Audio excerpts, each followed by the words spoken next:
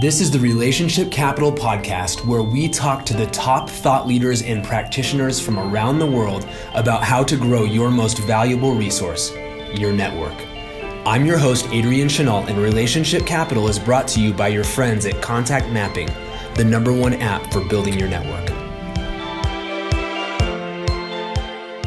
Hey everybody, it's Adrian from Contact Mapping, and I am so excited to have Anthony Napolitano with me here today. This guy is who I want to be when I grow up. The only problem is he's only 24.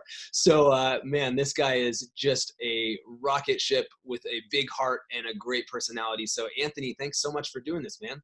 Yeah, I'm definitely excited to be here today.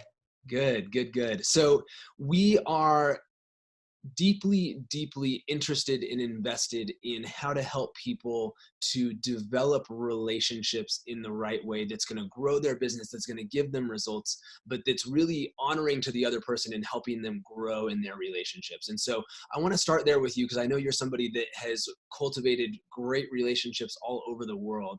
What would you say to somebody who's trying to level up in their relationships in order to grow their business more effectively? Yeah, I could say in network marketing, right? A lot of the time you see people having relationships because of paychecks. And I can tell you the reason I've been able to build relationships because I put the relationship before the business, right? And I put the friendship before the business. So people know when I come at them with something or approach them with something or we're talking about something, I'm talking to them as a person before I'm looking to, make money in a business with them. And I really care about what they're doing to achieve what they're looking to achieve. And as you know, everyone's looking for something different. Some people look for money, some people look for time freedom, some people just want a friend. Right? So everyone's looking for something different. So when you start understanding people and you're putting the people first with the relationship side of things, good things are going to happen when it comes to your business. And I think a lot of people just don't really get that. And every time that, something negatively happens in their business or something like that, they push people away, they turn people off, good days, bad days, right? That whole process. But understanding if you put them first and you actually genuinely care about them, no matter what's going on, they're going to be loyal to you and you're going to have great relationships for life. That's awesome.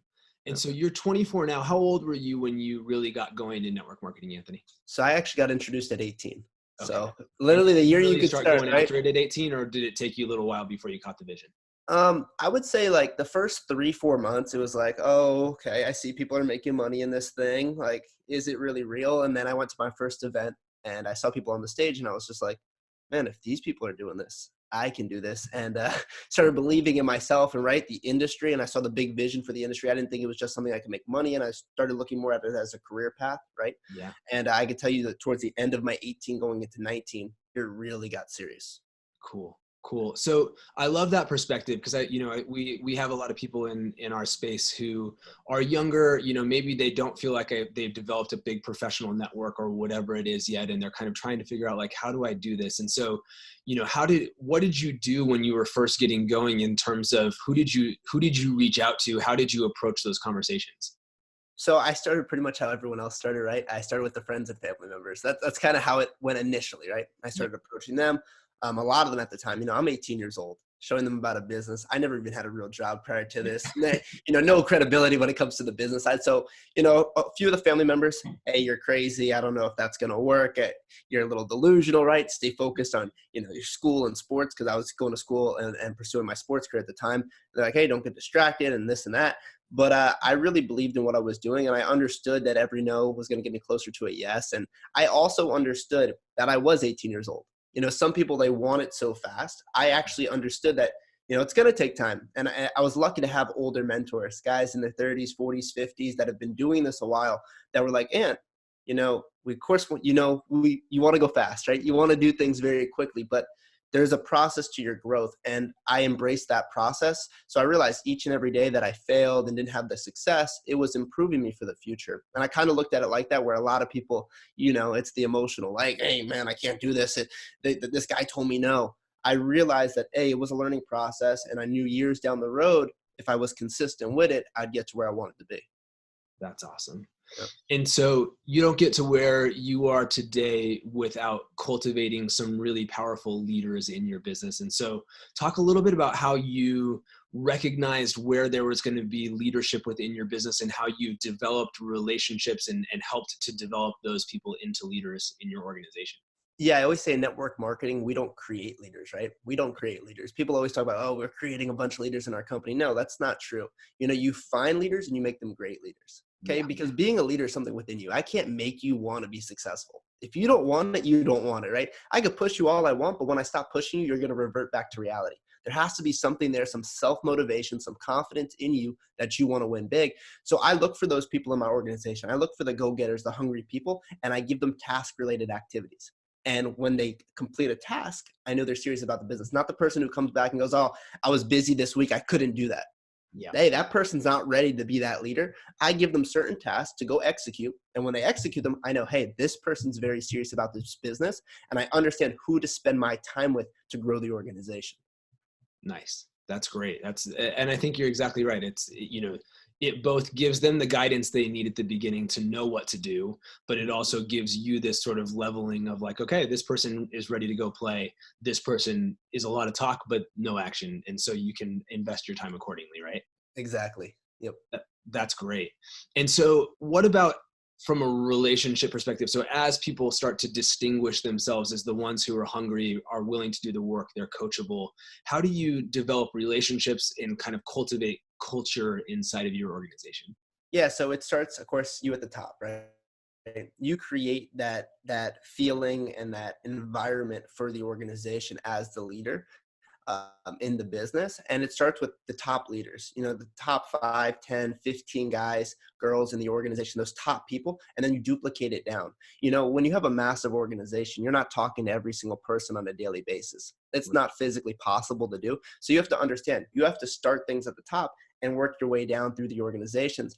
And I really believe that what I've done through my career so far is the people that are serious about it, I've really worked with those people and I help them maximize their capabilities and really help them accomplish their goals. And a lot of the time, people like, what are your goals for this year? And I always tell them, hey, it's to improve the company, to, help the company grow in sales overall. Me personally, it's technically not about me. My goals for this year was like, hey, I want to help this guy, this girl. That was my goals for the year. That's what I was naming to them. They're like, well, it's not really about you. Well, understand, if I help them get whatever they want, help them become successful and help them achieve what they're trying to do for their families and their lives, hey, good things are going to happen to me.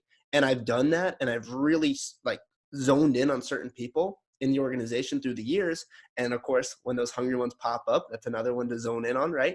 But I go work with those people and I travel the world and I help them with their events and I help them build their systems and their structures and really how to build this business correctly for the long-term growth. And by doing that, as you know, if you help people change their lives completely, people are going to be very loyal to you, become great friends of yours.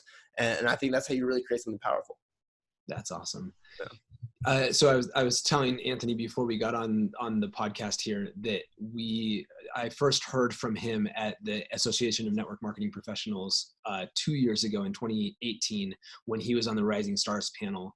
And you said something that has stuck with me ever since then, which just blew me away, which is just how your level of investment in personal development and self-development. And so you don't need to talk about numbers around that, but suffice to say, this guy is massively reinvesting into himself and leveling up. And so rather than talking about what you're doing today in that regard, can you talk a little bit about what was sort of that epiphany moment for you of when you realized that self-development is really a huge point of leverage in you developing as a leader? Yeah, I think a lot of people, they start making money and they get this big head like, hey, I'm the king, I'm running the world, I'm the best, right? And the thing that I believe in this business is when you stop growing, you start dying. And the people that I've surrounded myself with over the years, they've always humbled me because they're massively successful. I'm talking about guys in this industry who've made $100+ million, right? Incredible success stories, the best of the best. So I've never felt like I've done anything extremely special because I've surrounded myself with those types of people, which was a great thing for me because I never got too big headed. Had a big month, a big year, right? It's no big deal when I'm hanging out with those types of people. And that always kept me, at an even keel. So I said, how do I get better? How do I grow? And each year I'm trying to learn new things that, as we're talking about contact mapping and all this stuff, technology. It's growing at a rate that's like insane. I was just at the GoPro event that you were there, and we're sitting there in the crowd, and I'm listening to the things, and a lot of it's internet based. Well, if you're not willing to learn this, you're going to die, right? You see the Toys R Us's today in the world, they didn't adjust, and what happens to their businesses. And then you see the Apples of the world. Apple's hottest product today isn't computers. They sell headphones. Yeah. Like, that's called adjusting with the times, and that's understanding how business works. So I'm always willing to learn, adjust, implement new things. And I think I've also created a culture in the organization that's the same way. So I think it's great. We have so much humility, so much humbleness, I guess you could say, within the people. And no matter if it's like your first day in the organization or you've been here for 5 years like myself, right? Yep. We treat people the same. And and I think that's so important, where I see a lot of times like, oh, I'm a big leader. If you don't have at least 500 or 1,000 people, I won't come to the event. Like, no, I don't care. I'll go to an event with 10 people tonight, the local, Panera Bread. I don't care. I'm coming to help you guys grow as people, because if I do that, good things are going to happen. Absolutely. Yeah. Do you have a favorite book, or a book that you most often recommend, or a podcast, or whatever? Like, is there something that you're like, if you're really starting the self-development journey, that's my favorite place to start? So I do a lot of self-development, like a lot of different things. So many people, when they initially get into network marketing, it's like network marketing, network marketing, network marketing. But I've also learned through the years that my self-development in other industries have actually helped my network marketing business. Like, if I understand how the world works, if I understand what people in the world are doing, you realize when you share your opportunity with someone, you have to make it relatable. So if I know what's going on in the world around them and know how to make this make sense for them, I could build a big business. And I've really done that through the years. And I listen to so many things with YouTube, the audios, the books, so much stuff initially was the belief level in network marketing, the industry as a whole. So like your GoPros, your Beach Monies, those type of books were really like, okay, people are doing this. I can do this. Like, this is a real business model.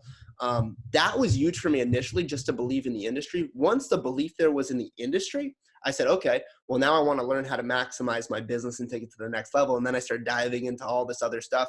And there's so much mindset stuff on the internet today, right? Mindset, there's a million things on, the Tony Robbins of the world, those types of, motivation, that stuff, that's great. But I'm going to tell you guys, as leaders, that stuff could refresh you. But if you're not self-motivated, you're not going to win big in this world. You got to be self-motivated. You got to be hungry. And I more look at it so as knowledge. Knowledge I could acquire to make the business make sense, to help me understand what leaders are understanding. Like, you start building around the world in so many countries. Wouldn't it be smart to understand their economies and what they're doing in their country if I'm going to start building my business there? Like, there's little things that a lot of people probably don't think of that I do on a daily basis that have really helped me grow to the point I'm at today. That's awesome. That's very cool. Well, one last question for you, Anthony. I just want to kind of give you a broad sort of platform to just share, what we're really trying to do is pour into this profession, pour into people that are looking to leverage technology and relationships in the right way to grow. And so any kind of final parting wisdom that you want to share from your experiences so far? Yeah. I see so many people in the world with so much talent. And this is just a true statement. I'm being 100% honest. When I started at 18 years old in network marketing, I was not the best. Not at all. There was a lot of people around me that were the same age of me at the time, right? That were way better at presenting the business than me, just right on stage, had personalities, charisma, and they were just good at the business, just naturally good at the business. But I could tell you, if you want to win big in this industry and in this business as a whole, you have to have that long-term vision. Those people, a lot of them that were with me that first year, they were gone after a year or two. They're out of the industry.